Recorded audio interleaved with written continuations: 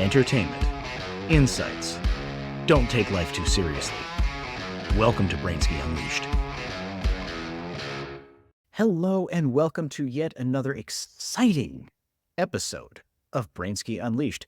You may recognize this gentleman who is sharing the screen with me. This is Troy Aberle. If you have not seen him before, you're going to see him a lot more because he happens to be a damn good friend of mine as well. And I love talking to him. There's always something insightful that comes from conversations with Troy. If anything, he brings a level of understanding of things that he just thinks differently. And I love that about him. And he can point things out that maybe I miss because, I mean, let's be honest, I may be one of the greatest things in sliced bread, but I'm not perfect. So that's why I talk to guys like Troy to help me really see things better. And so, Troy, welcome to the program. Thanks, buddy. I appreciate it. And I love talking to you. So I think it's just a blast that we get to have these conversations and share it with so many other wonderful people. Absolutely. And I mean, listen, Troy, as you should love talking to me, because why wouldn't you? And on that note, before we even jump into this any further, this is just yet another important reminder. Hit the subscribe button. I can see it. You can see it. It's right there. Hit it. Touch it. Be gentle with it. Slam it. I don't care. Just hit the subscribe button. All you got to do is hit it. And then, bam, I'm there. Every time I update something, bam, now you know exactly what's happening in the world of Brainsky Unleashed. Highly important stuff, obviously. And rate it because the algorithm cares, just like you should care. I care. Thomas, I care. Troy cares. That's why. And you got to rate it. You got to give it 5 stars because anything less is bullcrap. We all know it. So anyway, Troy, let's jump in here.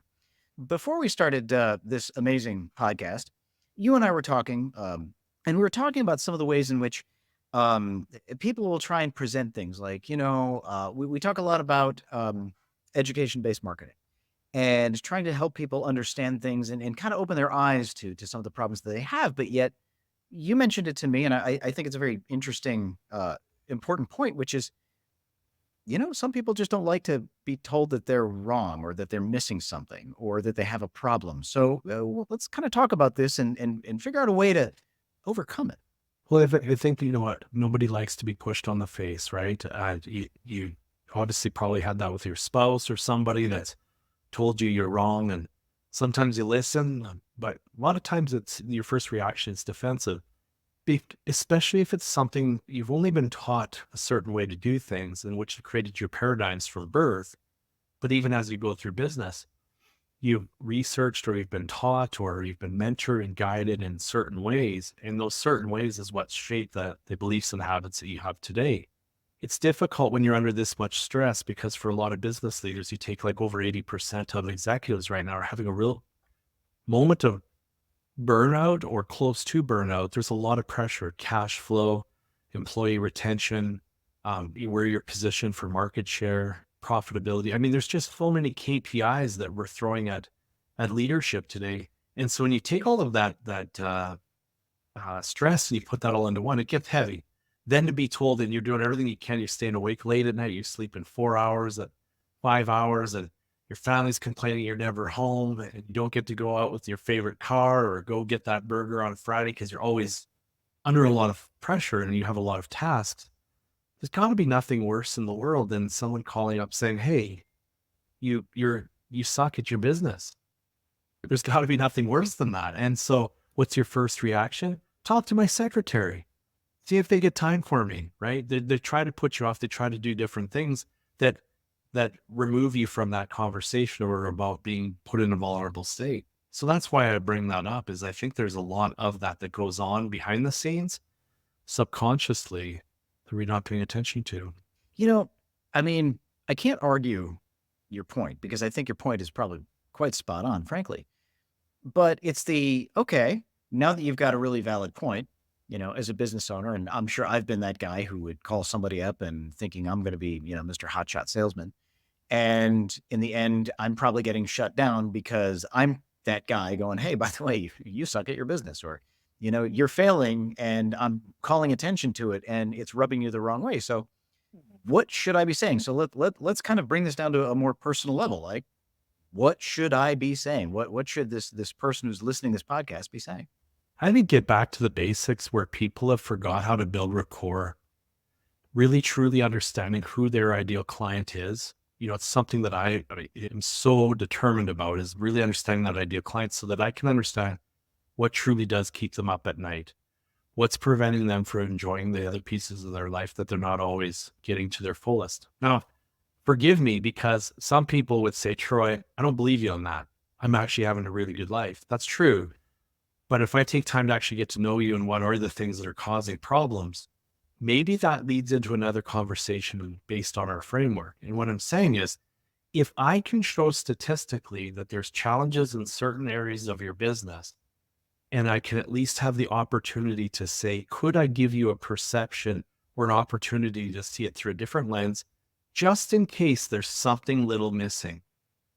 Now, if I went back 20 years ago and talked to the guys from Blockbuster, Kodak, JC Penney, Sears, I've often wondered if I took framework to them and said, hey, I know that these things are going on. Might be an opportunity that the marketplace is shifting. There might be a thing where you need to create that shift or follow that shift. All of these things start to come up, and maybe there's an easier way to do things to still get to the same financial and emotional profit. But again, it's going back to your question. I think we need to build more rapport and really truly understand what is going on for people today, and then go to them and present something with a solution that combats those statistical stressors. All right. So, being the playful mofo that I am, dig into this. All right. If you are so willing, my good man. You have amazing hair today, by the way. Thank you so much. Appreciate you calling me out on that. Thank you. Really. But let's just imagine that you're in a situation where you're not working out of your existing book of business. All right. Maybe you're a sales guy who's got to do cold sales. Maybe you're a small business guy who does roofing, right? And I mean, roofing is not one of those like repeat businesses. And let's just say, for example, that this is not a roofer. And I'm only using roofing because I had a previous podcast, fantastic podcast yesterday recorded, and that's upcoming for anyone who's listening, or maybe it's already played, depending on when this plays. But let's imagine that you're a roofing company, and you're not a small roofing company per se. You actually maybe you do $2 or $3 million in sales. When we talk about roofing, or we talk about some of these companies it's cold lead. None of these are built up rapport coming from the book of business that does exist. How do you begin to build that rapport? And what does that feel like? What does that sound like? What does that taste like, Troy, when you're the guy who's got to get the business, but you never had the business in the first place? You never had the rapport to even start working on it. And so you're talking about the person would actually be a roofing company, and you're trying to help them with their business? Yeah. So let's say, for example, I'm going to totally play this out for you, right? And I want to see how you would recommend if you were coaching a roofing guy. All right. So I'm the roofing guy. We're going to play. I'm the roofing guy. I am going about my day. All right. I know that I have to get people to buy gutter cleaning, gutter installation, gutter guard, and roof repairs and roofs. Okay. And in my opinion, I'm running a great business. The homeowner thinks that they don't have any problems. And so if you were to try and advise the roofing guy to improve the way his business is working, even though, yeah, okay, I'm not getting maybe as many roofs or as many repairs as I was, from 2022 to where we are today. How does that work? Okay. And then also, if you're the roofing guy, so we'll kind of do this twice. If I'm the roofing guy and I've got a bunch of homeowners and I don't know them from a hole in the wall, how do I get their business? So, what would you try and tell the roofing guy to help his business from a coaching, counseling, business, business growth, commercialization? I'll take it from our man Craig T. Standpoint. How can he improve? But then again, how can the guy down the line who's got to actually sell to the homeowner, right? And how do you get the homeowner's attention? Great point. So if you're the roofing company, I think there's two things that often come up in those types of trade type businesses. One is getting clients. Is one thing. Now, some people are really good at it. Some people struggle. So if we took apart and look at that, what is the effect emotionally having on the business owner and his team or her team when they're not getting enough clients? It's adding a ton of stress. It's harder to make cash cash flow work, hard to grow your business, hard to know exactly what to do. And so, taking a look at, do they actually truly have a really substantial goal that's really clearly defined, not only for the business owner, but for the salespeople and everyone in between, so that they really understand what it is that they're missing out on and be able to collaborate and put ideas together. It's easier to do that on part two of our framework, is when we can talk about who truly is your ideal client, so that we can niche that down, whether that's in a geographical area or certain types of credentials or demographics, so that we can talk to people in certain industries, what have you, about their roofs at home or what have you. We can target things, but getting really crystal clear so that we know some of the things that are keeping them up at night as well. Maybe it's people that are executive or other blue collar workers or dentists, whomever. And then what is the way that you're grabbing their attention and adding education so that they trust you? Because when you do that, it's a way that you can actually build more rapport. So for instance, as an example here, if we're looking at somebody, a roofing company, they have 40-person crew, and they've got multiple jobs in commercial and residential. Being able to tell them the exact things to do door knocking with, or campaigns, and sending that out to people to not only get their attention, and talking about the hazards to having a bad roof, whether that be for mold, breathing problems, emotional behavior problems, those types of things. And then talking to them about not cleaning your gutters. What does that do to the attics and the health of the home and the roof? What does a healthy roof actually mean? And before then even getting someone to look to check on an audit of your healthy roof, then, what is the criteria that you should be looking for in a company? Because there's a lot of pieces to that. So what you're really doing is that part. Now, the second part, though, that you've asked about is, now that person could also be in a place where they already have a ton of work. A hailstorm went through, tornadoes, whatever. They've got 2-3 years worth of business.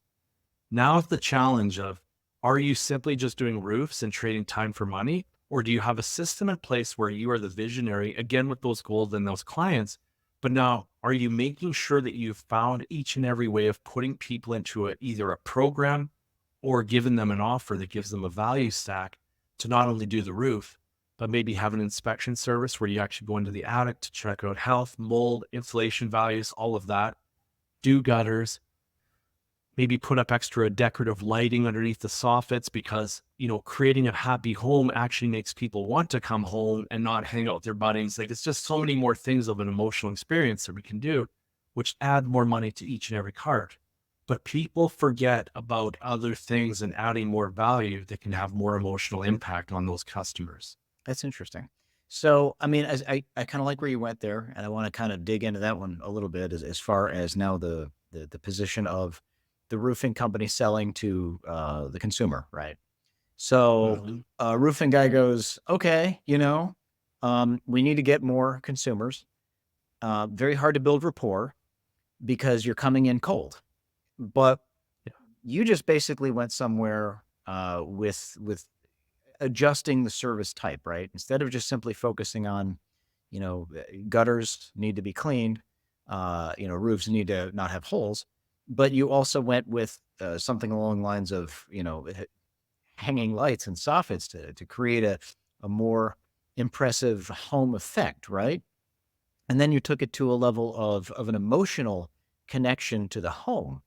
Um, how does a roofing company teach their team to connect that way? Because you just went somewhere that I've never heard anyone go, and that's connecting an emotional tie to a soffit. Because people, again, that's the thing, that you don't know what you don't know. And so for any business owner that's listening, or in any industry, is finding someone like with what we do, is taking a look at it from another lens or perspective. When you identify the problem, when your ideal client, and you identify the problems that they're going through, there's things that you can do to help reduce the pain that they're going through. And people are going to buy from you to either gain pleasure or avoid pain. But 99% is to avoid pain. So truth is if you feel like your house is getting kind of ugly, boring, dull, and it's not that fun, it's not that great of an emotional experience, it's just a place to cohabitate, what do you typically do? You go find other friends, other groups of people, bars, clubs, restaurants, because you don't find it that emotionally charging at home. So I'm talking about saying now to the roofers, or the people up on the roof, is realizing you're not just adding a some protection up there and doing a job, you're creating a space that makes it more inviting for a husband and wife or your children or whomever, um, to come home to cohabitate and to experience life together. So if you really look at it, when that person pulls up to the driveway of their car, or their pickup truck, and they see the front driveway of their house, and you make it look like the castle that encompasses their family and their life, and you make sure that you add any type of value rather than just wham bam and slap on a roof and leave. It's about actually creating a whole entire emotional experience so that those people want to come home. And when they walk in the door and they get that hug from their family and they want to spend more time there, those are the experiences that that roofing company has the ability to build. It's not just the roof. What happens is then those people then call you back for more and more services because they love the feeling they got from seeing what you've already done versus if you were a pain in the butt contractor. Right. And they're also going to refer you to other people that don't like their house as much or that are thinking about selling or whatever because they're like, yeah, we need time for an upgrade. Okay. Well, what if you call Thomas's roofing company? That's we gotta stop right there. Okay. Because I gotta take a nibble. Okay. What you are saying is that you are tying a roof, be it a roof repair, a brand new roof, gutters, whatever the service is, to this emotional bond of my family, my hearth, my home, my happiness, my joy, my pleasure, and all of this. And all of that, Troy, sounds amazing. But let's imagine for a moment that you are the sales guy who's literally it is his job to sell that homeowner the roof. Because what's going to happen is unless you describe it, pitch it, sell it, paint the picture for the homeowner, then none of that will happen. That is all incredible theory, but none of that will happen unless the homeowner understands what you're getting at. So Troy, if you will indulge me for a moment, because I am both excited and skeptical at the same time, sell me a roof. Exactly how you are saying. Imagine for a moment that I am that homeowner, and obviously neither one of us are in roofing. So if you say something that sounds corny, trolls be damned. It's not that Troy's a roofer, but help me feel from a salesperson standpoint to the consumer, the hell are you talking about? Yeah, so I know. So if I love cold calls more than warm calls for some sick, twisted reason. But the good news is the most of the world hates cold calls. So I don't have a lot of competition if I was going door to door, would I? Of course not. So that's the fun part. But if I walked up to a homeowner today and I said, can you help me out for a moment here? I've been talking to a lot of people in your community that have told me that there's a lot of stress going on in their life. They hardly spend any time at home and nothing seems that fun. They're tired of doing yard work, maintenance, and all that. And they also know that there's things lurking in their home that are actually causing not only emotional, but physical health problems. And I would say, did you know that X amount of percent of people don't even understand that there's molds and things happening inside the roof that's actually causing behavioral problems like ADHD, hormonal problems, gut problems, and things like that, that's having a lot of behavior problems. Why is that? Should that matter? Well, let's be honest. There's a lot of people getting divorced nowadays because they can't handle the stress of money, relationships, overload, and those types of things. So what we're doing is we've realized that people don't have time to make their home their castle anymore. It's just simply a house. And so what we're doing is we're looking at the health of the air that you breathe, but we're also taking a look at the perception, the view of your home and how it feels when you do come there and how it feels when you have your friends over to get people coming back together to have fun. Can you imagine knowing that your air was crappy and that a lot of things you've been going to the doctor for can actually be? Can you imagine being able to have your friends over again and having a whole new aesthetics to your place and feeling like you're in this place of growing? And I would have them actually answer a bunch of those questions for me, Thomas, to see what they know, and I would educate them on that. And if they said, well, wow, I didn't realize how many things could be happening for my home. What do you guys do? I'd say, well, you know what? We provide transformations on the outside and the inside of homes for people with an audit. And this audit's going to show you where we see an opportunity to be healthier for the air, but also for the view. And if that person said, I don't know if I'm really interested, that's fine. But then I'd leave them information about statistics about things that they never knew. And even if they already just got a new roof, is how many times a roof gets installed by someone who didn't know what they were doing. A leak was happening, right? I have a personal story of that. A family, their daughters were having behavioral problems because of mold. And they just gotten the roof done a year before, and they had no idea that it had that to do with it. They couldn't sleep, and it was a lot of deep things. So that's, you tie that together and you put that fear into what could be happening or what is happening, and you tie that together and put that into place. And, the thing I liked about that is it came off so natural, even though you're not like a roofing guy. But Well, I've never pulled the roof. yeah, but I mean, So one of the things I liked about that was you did tie the emotional to it. And I mean, obviously, any conversation that takes place between someone who's selling and someone who is being sold to is not so much one way. There's obviously questions and a back and forth versus just simply, straight up pitch like you just did. But I like the quality of what you did. The thing that I'm listening for, which, both from a pitch standpoint as well as a profitability standpoint, is that um, not only are you identifying a way to improve their feeling about their house and become more comfortable in building rapport and like and trust you, but you're also increasing your profitability of the company. Because in order for you to even make these statements, you therefore must be able to provide these services. Now, I'm not saying that every roofer can do these services, but to think, if you're a roofer out there and you're listening, to think, what other services can I provide? And how can I take this advice and run with it to make sure that, yeah, you know what, not, we will do an audit. We will show you what's wrong. And, a lot of roofers will get up. And I mean, I'm on my third roof at this point. And nobody goes, oh, geez, I'm so excited about getting a new roof.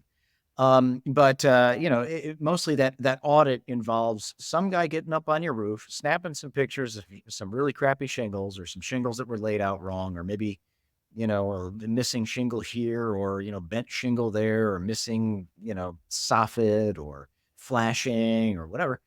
And then going, well, hey, while we're up there, you got some gutter problems. You went for like quality of health inside the home. And, I don't know necessarily what it takes to become someone who's qualified to find that. And maybe you've got to be someone who also goes, goes into the house and goes into the ceiling. that's what you got to educate them on. But Is that's you got it. to educate Yeah. them on all pieces. But I mean, that Yeah. means the roofers have to get educated in that to be able to You know, educate. what bring that to Thomas is, we got the opportunity to write a song with Keith Urban's, one of his songwriters, and what he told us just landed with me. It went into my soul. Show me, don't tell me. Mhm. And so what do most door knockers do? They hang something on the door, Right. and it's nothing, there's no rapport built. So I'm telling you, you could have friends over again. You can feel good about pulling up to your driveway again, right? You can feel good about breathing again. And the thing is you should also, there is a piece missing here. You should be willing to say to the person, before you even look at this audit, I need you to know I'm a homeowner too.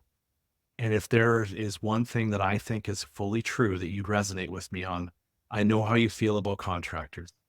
Everyone else on this block has felt the same. And what we found is we need to be really crystal clear and honest how to hire the right contractor. Because for the most part, most of you guys should expect me to be really late with my quote. My communication should be terrible, and all of my deadlines should be terrible. And I'm going to give you excuses that won't even make sense or add up. And wait, and then shut up and listen for your client to tell you all the horror stories that they already have in their head, because now they're going to tell you what they already believe is true. And you say, which is why we've done this, this, this, and this to combat that. And here's the statistics behind it. And if we don't do it just to double protect you, here is a guarantee. That's refreshing. I love that.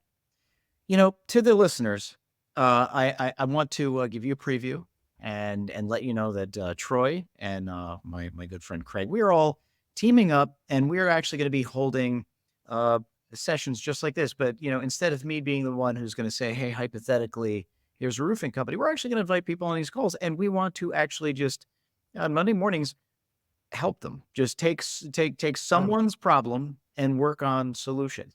If you felt that this was informative or helpful, uh, then you're going to want to join into this. And there's going to be more to come. This is not, we're not ready for prime time quite yet, although we're getting pretty close.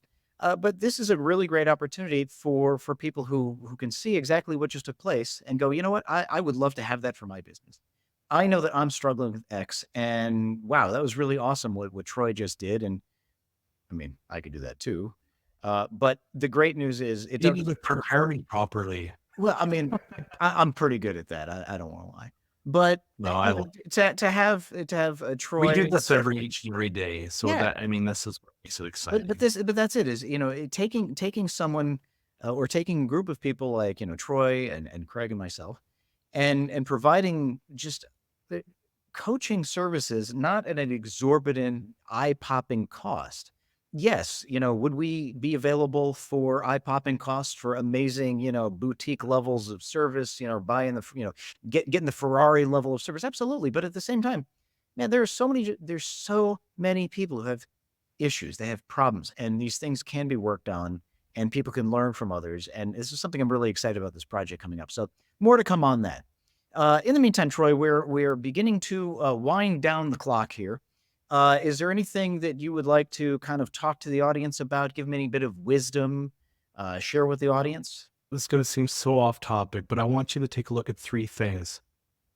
I want you to look at, Ari, do you have a clear goal or outcome for your physical and mental health and what you're doing there? Do you have a goal for what you want to achieve in your relationships? And do you have a goal for your finances? Take a look at what's been going on over the past 5 years. And if you're not getting any closer to achieving those goals, ask for help, because there's something that should be able to shift your life condition so that it equals your blueprint. And I'm a Tony Robbins coach as well. So, Tony always taught us, if your life condition doesn't equal your blueprint, you're in a problem. So you can either change the blueprint or change the life condition. In all honesty, the blueprint is more what's already in your DNA, and I don't want to change that. I want you to get your dreams and your goals, but you might have to think about them again, because you probably haven't. You've been in more of a reactive mode. But then let's take a look at what we can do to change the conditions to make you work smarter, not harder. And then you can achieve those life conditions. And that's the formula for happiness. Yeah. And And that's what'll make your kids happy, your spouse happy, and most importantly, your staff and customers. and to that point, I think far too many people wait. Just wait. Well, if I wait for X, then Y will happen. If I just, hold off a little longer before I ask for help, then I'm sure it'll all work itself out. I mean, miracles happen, but let's be honest, repeating the It's same less thing than over. 13% was the Yeah, miracle will happen. right. I mean, repeating the same thing over every single day, expecting a different result, is the definition of insanity. And most of the time, this is what we do because we are afraid of something. We're afraid of the problem because it may open us up to criticism, or hurt our feelings, because that we're now recognizing that problems exist where they didn't before, or it may cost something, and well, I feel like I can't afford to fix X because I don't have the money. But at the same time, you may feel that way, but if you don't spend X, then you may never get Y. It all depends on your situation.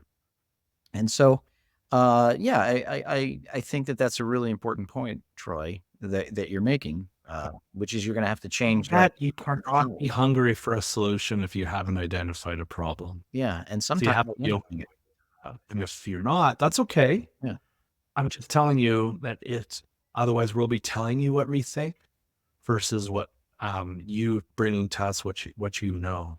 And yeah. so let's close that knowing and doing gap. That's really what we're doing. You know all of these things. We're just bringing them up, sorting them out, what's causing it, and then we're closing that so that we can put action into place and recover from that. And some level of accountability, because Yeah. even some of the best and brightest minds, if they don't have a level of accountability to go, yeah, you know what, I'm going to get this done this week, because no one's just kind of pushing them and prodding them, may never get done, even though you may know what the problem is. So again, thank you so much, Troy, for joining us. It's been another excellent time shared with you. Once again, you can always reach out and find Troy Aberle where? Go to coach@troyaberle.com.